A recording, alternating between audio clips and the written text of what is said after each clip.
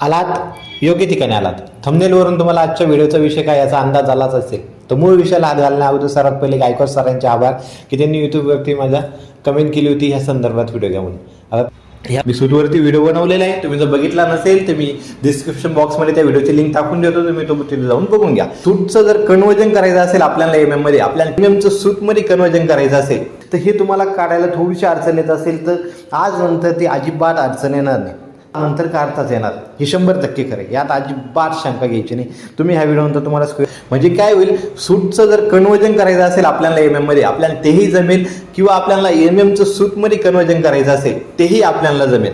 Simple काय माहिती आपल्याला म्हणजेच एक सूट बरोबर किती एमएम असतो, 3.175 एमएम असतो. आता भरपूर ठिकाणी त्याला राऊंड अप करून घेतात, त्याला राऊंड अप करून 3 एमएम मानलं जातं. पण आता आपल्याला परफेक्ट माहित झालं एक सूट म्हणजे काय असतो, 3.175 एमएम. आता आपल्याला काय करायचं, एमएमचं सूट मध्ये कन्वर्ट करायचंय. सिंपल एमएम ची जी व्हॅल्यू असेल तिला भागिले 3.175 करायचं. तुमचं जे काही उत्तर येईल, तुमची एमएमची किती व्हॅल्यू असो तिला भागिले 3.175 करा. तुमचं जे काही उत्तर येईल ते तुमचं उत्तर कशात येणार आहे, ते तुमचं उत्तर सूट मध्ये येणार आहे. आणि आपल्याकडे समजा सूटची व्हॅल्यू असेल आणि आता आपल्याला तिला एमएम मध्ये कन्वर्ट करायचंय तर काय करायचं, जे सूट असेल त्याला गुणिले 3.175 करा.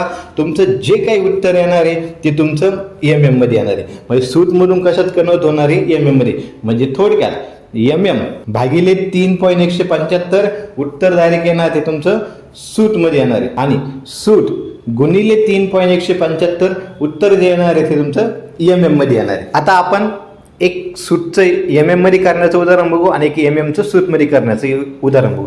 समजा आता आपल्याकडे 25 एमएम आहे. आता 25 एमचा बार पण असं साईडवरती.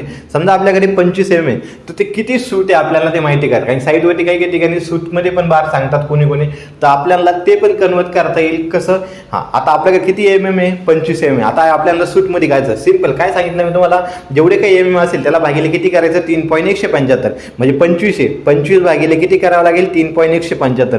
उत्तर आलं तुमचं 7.87 सूट. आता याला राऊंड अप करून घेऊ, किती झालं, 8 सूट. म्हणजे 25 एमएम बरोबर काय असतं तुमचं नॉर्मल, आपण 25 एमएम बरोबर आपण किती म्हणू शकतो, 8 सूट म्हणू शकतो. तसंच आता आपली समजा व्हॅल्यू आपल्याकडे सूट मध्ये व्हॅल्यू आहे आणि आता आपल्याला ती एमएम मध्ये करायची. सेम काय करायचं, आता आपल्याला समजा आता मी 10 सूट घेतले, 10 सूट. आता मला याला एमएम मध्ये करायचंय. काय करायचं, सूट गुणिले काय करावं लागेल, 3.175. 10 सूट आहे, 10 गुणिले 3.175 किती उत्तर आलं तुमचं, 31.75 एमएम. म्हणजे 10 सूट बरोबर किती आलं तुमचं, 31.75 एमएम. म्हणजेच 32 एमएम. सिंपल, एवढं सिंपल होतं. म्हणजेच काय, एमएम भागिले 3.175 उत्तर सूट मध्ये, सूट गुणिले 3.175 उत्तर एमएम मध्ये. थांबूया इथे. मंद आभारी आहे.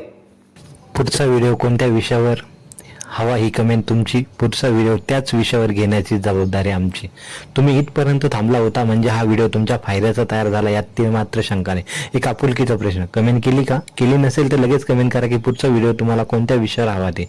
विषय किती सोपा असो, अवघड असो, साहित्य रिलेटेड असो, सिव्हिल इंजिनिअरिंग किंवा डिप्लोमा पुस्तकातील एखादी अवघड कन्सेप्ट असो, 10वी-12वीच्या पुस्तकातील एखादी कन्सेप्ट असो, तुम्ही स्पर्धा परीक्षा करताय त्या रिलेटेड एखादा सब्जेक्ट असो, टॉपिक असो, सिव्हिल सॉफ्टवेअरच्या रिलेटेड किंवा मायक्रोसॉफ्ट ऑफिस रिलेटेड काही असो, जसे की एक्सेल, वर्ड, पीपीटी रिलेटेड, सामाजिक असो, राजकीय असो, धार्मिक असो, बिंदास कमेंट करा. पुढचा व्हिडिओ आपण तोच घेण्याचा प्रयत्न करू. बॉस टेन्शन मत लो, बिंदास कमेंट करो.